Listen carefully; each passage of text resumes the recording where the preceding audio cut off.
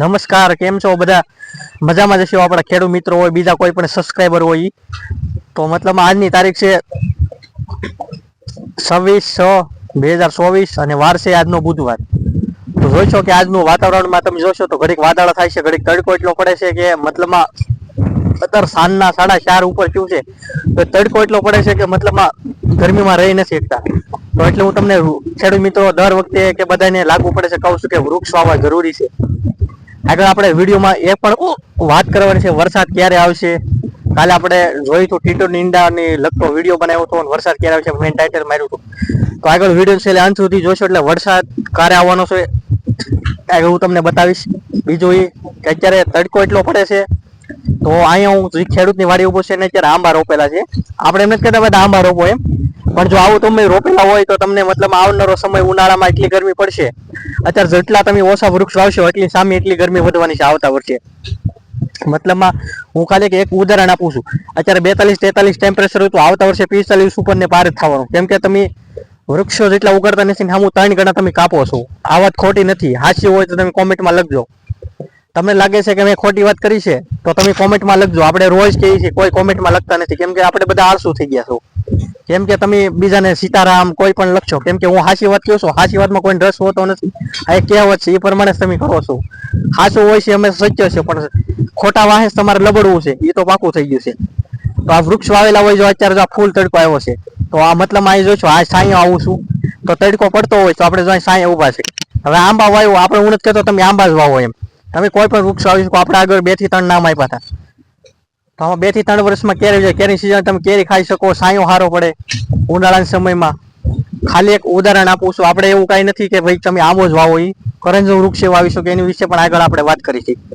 બીજું એ કોઈ પણ એરિયામાં આજમાં વરસાદ પડ્યો હોય તો ઝડપથી કોમેન્ટમાં લખો, કોઈ પણ જિલ્લામાં હોય. આપણે કાલે કીધું હતું કે આ વખતે વલસાડમાં જ્યારે વાવણી થશે પછી આપણે વરસાદ આવશે. વલસાડ જિલ્લો જે ગુજરાતમાં આવે છે, તો ત્યાંના નજીકના કોઈ પણ ખેડૂત મિત્રો વિડીયો જોતા હોય તો જરૂરથી કોમેન્ટમાં લખે, જેથી લઈને આપણને ખબર પડે કે ત્યાં વરસાદ થઈ ગયો છે એટલે આપણે 1 થી 2 દિવસમાં વાવણી લાયક વરસાદ થશે. તો એની ખાસ એક નોંધ લેવા વિનંતી, જેથી લઈને બધા જોતા હોય એને ખબર પડે. બીજું કે કોઈ પણ જગ્યાએથી જોતા હોય તો કોમેન્ટમાં લખે. આજે મને થોડીક વાત મળી છે કે ઉપલેટા બાજુ સારો વરસાદ છે, કેશોદ જુનાગઢ બાજુ એ બાજુ સારો વરસાદ. એ બાજુ કોઈ વિડીયો જોતા હોય તો લખી કોમેન્ટ, હા અમારે આજે સારો વરસાદ છે. મને જેટલી માહિતી મળશે એટલું એક સાથે વિડીયોમાં તમને કવર કરીને આપું છું. જે બતાવું છું સાચું બતાવું છું, એવું નહીં કે હાલો ભાઈ ઉપર કાંઈ લખ્યું આજે તો એટલો આખા દિવસમાં આ જિલ્લામાં એટલો વરસાદ, એવું નહીં. આપણે જે લાઈવ બતાવીશું અને હું જે સાંજે તમને અપડેટ આપું છું એ સાચી માહિતી હોય છે. કાલે મેં તમને કીધું હતું અમારા ભાવનગર જિલ્લાના શિહોરમાં એટલા ગામડામાં સારો વરસાદ પડ્યો છે, એ વાત સાચી છે. તમે લાગે તો કોઈ પણ તમારે જાણીતો હોય એને પૂછી શકો છો. તો વૃક્ષ વાવવા જરૂરી છે એ આપણે રોજ કહીએ છીએ, રોજ કહેતો રહે, કેમ કે મારે ટેવ પડી ગઈ છે કહેવાની. તો હું રોજ કહેતો રહીશ, કહીએ કે વૃક્ષ વાવવા તમે તમારી હાથે જોઈ શકો છો. મેં 2 થી 3 તમને નામ આપ્યા છે, એમાંથી તમે કોઈ પણ વૃક્ષ વાવી શકો છો. આંબા વાવો તો એના શું ફાયદા છે એ મેં તમને કીધું. કરંજનું વૃક્ષ વાવશો એનાથી શું ફાયદા છે એ મેં તમને કહી દઈશું. અને લીમડા છે તો ઓટોમેટિક ઉગવાના છે, એની વિશે આપણે કંઈ જાજુ કહેતા નથી, એની વિશે બધાને ખબર જ હોય છે. પણ જે નવીન વૃક્ષ હોય છે એની વિશે હું તમને કહું છું. હજી આપણે આ વિડીયો પૂર્ણ નથી થતો, ફરીથી આપણે એક નવી અપડેટ સાથે હાલના ફરી. તો કેમ છો ખેડૂત મિત્રો, આગળ આપણે વાત કરી હતી એમ વૃક્ષ વાવવા એટલે જરૂરી છે. તો અત્યારે વાગ્યા છે, સમય જોઈશું તો અત્યારે 5:30 જેવો સમય થયો છે.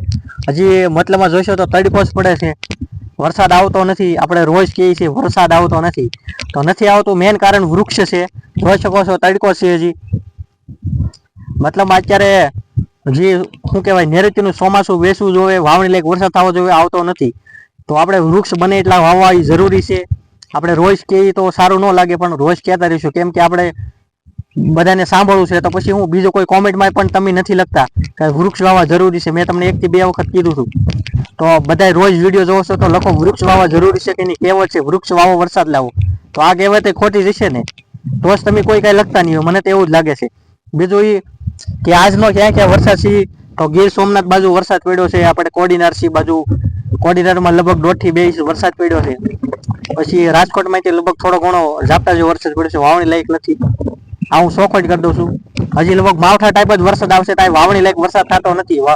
વાવણી ક્યારે થશે હવે તો કોને ખબર. હવે હવામાન વિભાગ વાળાનું કેવું એમ છે લગભગ 30 થી 1 તારીખે સારો વરસાદ થશે એવું કેવું છે, 7 દિવસની અંદર ગમે ત્યારે વરસાદ થશે એવું કેવું છે, હવામાન વિભાગ વાળાનું કેવું છે. તો આવી માહિતી રોજ આપણી તમને મળતી રહી માટે આપણી ચેનલને સબસ્ક્રાઇબ કરવા બાકી હોય તો સબસ્ક્રાઇબ કરી રાખજો, જેથી રોજ તમને મારા વિડીયો મળતા રહે. બીજું કાંઈ હવે આપણે વધારે કહેતા નથી. આપણો સવારનો શાકભાજીનો વિડીયો જે જોવાનો બાકી હોય તો જોઈ લેજો. શાકભાજીના વિડીયોમાં પણ તમને ઘણી માહિતી મળશે. એમાં આપણે અત્યારે ડીપમાં જતા નથી, ઘણી વસ્તુ હોય એ ટૂંકમાં કે તો સારી લાગે. શાકભાજીનો વિડીયો તમે રોજ જોશો, તમને કાંઈક જાણવા મળશે નવીન. તમે રોજ તાજા ભાવ મળે છે એ વિડીયો બને એટલો તમે શેર કરો, જેથી લઈને તમને સારા ભાવ મળે. રીંગણાથી લઈને આપણે એમાં બધા ભાવ જેટલા બને છે એટલા કવર કરી છીએ. અત્યારે આપણે એમાં જાજુ જતા નથી અંદર. તો વરસાદ તો હવે જ્યારે આવે ત્યારે. બીજું આપણે કાલે ટીટોની ઈંડા વિશે વિડીયો બનાવ્યો હતો, તો એમાં 2-3 જણા આપણને સારી કોમેન્ટ લખી છે કે આ માહિતી એક સારી છે, અને મતલબ પહેલાનું લોજિક છે, અને એક દેશી જુગ ઓલું શું કહેવાય મેજિક કે આપણે દેશી જુગાડા એ પણ શબ્દનો ઉપયોગ કરીએ છીએ. તો ઘણાને ઇન્ફોર્મેશન સારી લાગે છે, સારી કોમેન્ટ લખી છે.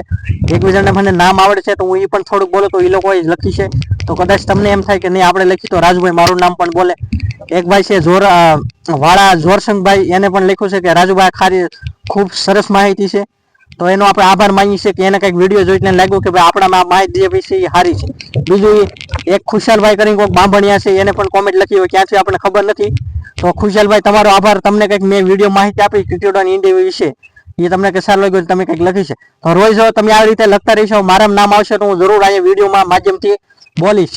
અને તમે લખશો કે હું આ ગામમાં તાલુકા જિલ્લામાંથી બોલું છું, તો પણ હું પણ બોલીશ કે આ ભાઈ અહીંથી કોમેન્ટ લખી છે અને આ વિડીયો એને સારો લાગ્યો છે. તો હવે વિડીયોને આપણે અહીંયા પૂરો કરીશું. આભાર બધાનો. સીતારામ.